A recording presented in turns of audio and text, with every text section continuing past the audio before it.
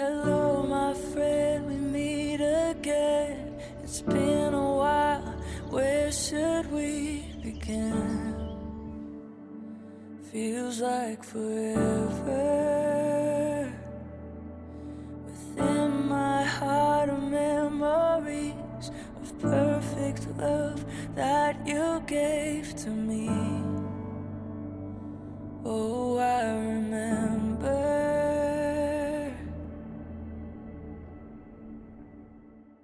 When you are with me, I'm free, I'm careless, I believe. Above all the others, we'll fly. This brings tears to my eyes, my sacrifice.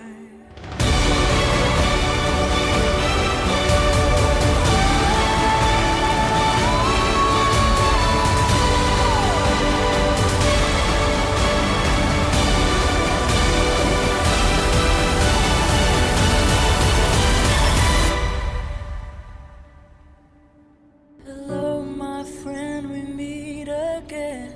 It's been a while, where should we begin? Feels like forever.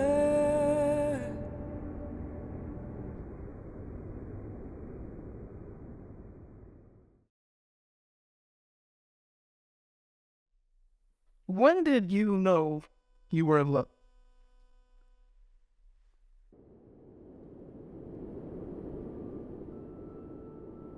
Who answers that? Where do people get answers for that? It's not like it's a moment. I don't think there's nothing that comes to my mind immediately where I knew, hey, she's the one, this is the person that I'm going to spend the rest of my life with. There wasn't really a aha moment, when that happened. I think just over time, just all of the little things, the consistency in our conversation and the way that we treated each other, the way that, she treated my daughter, the way, we got along, both of our passions for our job, and then the free time that we had together, we enjoyed, each other's company, all of those little moments and those little consistent things over, the last 4 years that we've been together, just at some point to me, it was like, okay, this is, she's proven, beyond, what she needed to prove that, that she was the one. She is, everything that I thought I needed and I think I need, I've found in this person. When it comes to defining like the moment that you fall in love with somebody, it's not necessarily for me like some epiphany, like, oh my gosh, like it's hit me right now, I'm in love. It's more of a feeling, a progression. Start noticing that you wake up every morning and the first person you want to call is Bryan. The person that you want to call and say goodnight to and fall asleep on the phone with is going to be Bryan. Great things that happen in your day, horrible moments at work, on the way to work, that's who I'm going to talk to. And on my way home, he's the first person I'm going to call, and just, we talk about all the crazy stuff we saw or did at work, vice versa. But it really started to hit home to me when I started realizing my call logs were nothing but his name. And that my friends were asking how he was doing, because that's all I talked about. All I wanted to go and do was hang out with him, is have dinner before and after work. First place I would stop on my way home was over to his apartment to have dinner. Or the fact that I got super, super tipsy one night and he was staying out in Richlands at a friend's house. I was completely inebriated, which was a horrible idea. And no matter how horrible I was on the phone, he still got up from Richlands and drove to Jacksonville, literally 2 miles from my house, to the hideaway and drugged me out of my car, put me in his truck, and drove me home and made sure I got home safe. No matter how tired he was, he got all the way out here to make sure I got home safe. So just little stuff like that, you know, made me realize that he cared and that he was the one that I wanted to call if I needed a person. He was the person for me. Marriage is in itself a blessing, but doubly blessed is the couple who comes to the marriage altar with the approval and love of their families and their friends. Jenn and Bryan, you complement each other perfectly, and it's easy to see how crazy you are about each other. I am so honored to call you my family, and I can't wait to see how you navigate the next chapter together. On behalf of Bryan and Jennifer, I'm honored to be able to welcome all of you gathered here today to witness the joining of this couple in holy matrimony.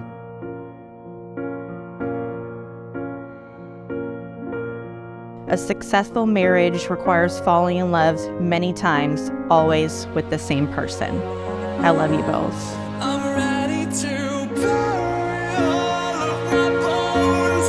I'm ready to lie but say I won't. So tell me your secrets, join me in pieces to run and let's go and made of stone. Eternally yours. Eternally yours.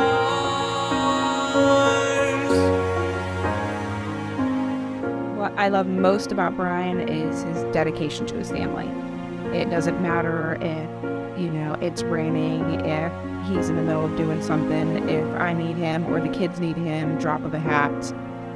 It's come hell or high water, he's going to find a way to make sure that the kids are taken care of, that I aren't taken care of. We don't really have to worry about that. He will put everybody in the family above himself and above everything else to make sure that we're good. So it's nice to know that I have somebody standing next to me or behind me or in front of me to kind of help along this journey together, that I have somebody to rely on, that will take care of us. I love, you know, how family oriented she is, you know, and it took me a while, you know, to realize it, and, you know, especially after she's changed jobs, and the way she does things is the complete opposite of the way that I would do them. But, you know, we eventually get to the same path, you know, no matter, you know, what we do. Her drive is to support her family, and she works, you know, her ass off, you know, for it. You know, she wants to make sure that, you know, she's providing for her family and that they're taken care of. You know, the way that, you know, she treats my daughter, you know, just like she's one of her own, is something that I love about her, and just her willingness and wantingness to, you know, always be, you know, make sure that her family is taken care of is the biggest thing that sticks out in my mind, you know, that, you know, is one of the reasons why I love her. It's huge. And I'm sure there's probably 100 other things I'm missing, but, you know, those qualities about her are the biggest thing. I'm ready to bury all of my bones. I'm ready to lie but say I won't. So tell me your secrets and join me in pieces to run and let's go and made of stones. Eternally yours. Eternally yours. Soon after I met you, a wise man and good friend gave me a piece of advice that shaped my future and led to this very day. Now, I'm not the one people would consider an expert on giving relationship advice, he said, but as I've grown older and wiser, this is what I've learned. The advice was so simple, yet so impactful. If it makes you happy, do it. What if it turns out better than you could have ever imagined? And it did. Today, in the presence of our family and friends, I give you these vows, these spoken words of what my heart has already promised. I promise to love you when laughter spills out of you, and on the days when your heart feels heavy. I promise to love you through your past, your present, and your future. I promise to have all the passion and patience that loving you demands. So much patience. I promise to love you when you're hurting and healing, when you're broken, and when you're complete. I promise to always be faithful and to find comfort in you, to cherish and respect you. I promise to get out of bed at ridiculous hours of the night and risk my life, blindly walking down the stairs and back up to bring you Oreos and milk, or Doritos and a Coke when you crave them the most. I promise to support you in all your endeavors, now and in the future. I promise to love you for who you are and for who you are yet to become. I promise to love you for richer, and for poorer too. I promise to not get caught up in petty arguments, even when I was right and when you'll never admit you were wrong. To cast my pride aside and never keep score. To step away from my stubbornness and accept that I too make mistakes, rarely, and that I am not always right. To respect your opinion at times when we disagree, and to keep an open mind. I promise to guide our daughters, to teach them, to love them, and to show them what true love looks and acts like. Our journey has challenged us, both as individuals and as a couple, through hardships and obstacles. It will not always be easy, and at times it will certainly be tested. I promise to become stronger in communication with you, stronger in commitment as a couple and a family, and stronger in love with you every day. I promise to love you not just sometimes, but always, even on days when loving seems the hardest. From the moment I met you, to today, and for forever, I give you my heart, my soul, and my trust, no matter what the future may bring our way. Bryan, when we met that day in the ER, who knew us two broken people would end up happy and in love? Probably no one, but hey, my tight scrubs finally paid off, because here we are. You managed to spark a part of me that I didn't think I had left. You've made me smile and laugh, but most of all, you've taught me to love and to trust again. In your arms is where my home is. We have been through some tough lows, like losing your dad, to watching your Giants beat my Redskins in person, to some amazing highs, like jumping out of a partially decent puddle jumping plane, thousands of miles away from our children, and to the birth of our Cameron. Every single time we come out stronger, holding hands, and I'm just as in love as I was on day one. As indecisive as I am, like with where we're gonna go out to dinner, it is you that I know was the right decision. With that, I promise to continue to hold your hand throughout the peaks and the valleys of our life together. I am forever eternally yours, your best friend, the mother of our children, and your wife. I love you for now and for always.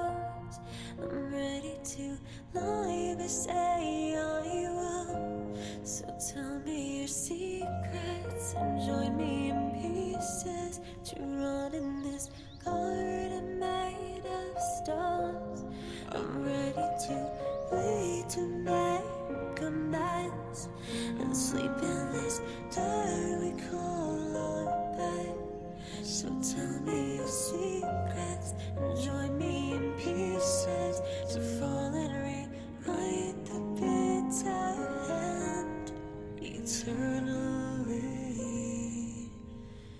yours.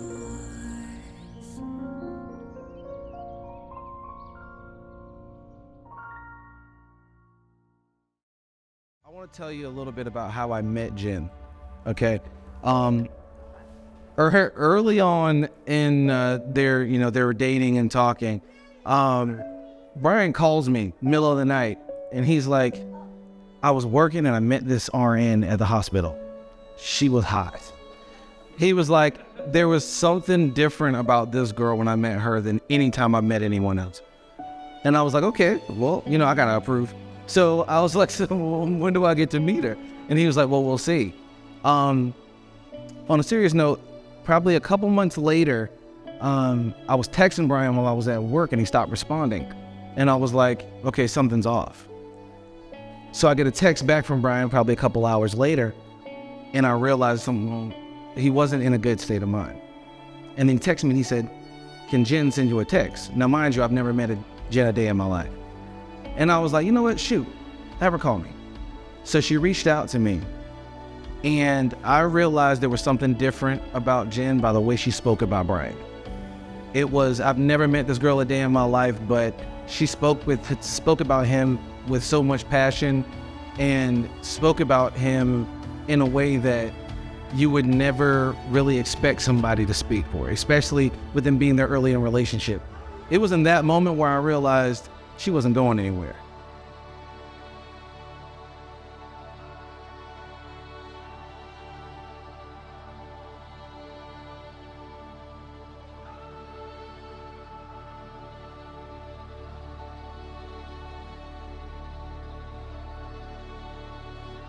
I had a completely different speech I was going to go about, but I got a letter from this guy last night that made me reevaluate what I was going to say, because it was really touching, and he spoke in a way that he's never spoken to me before.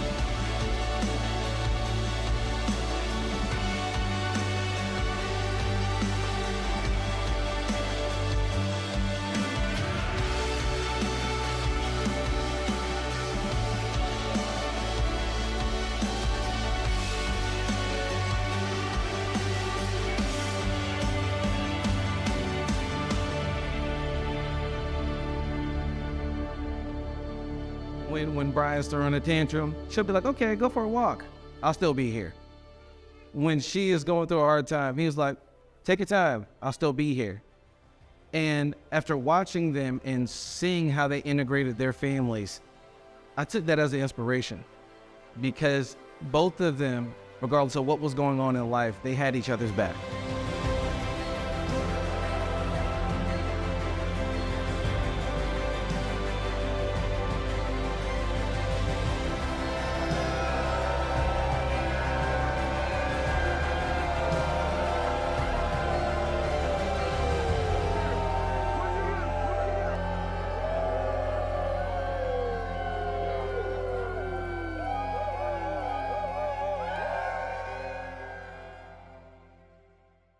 I was fucked up that night.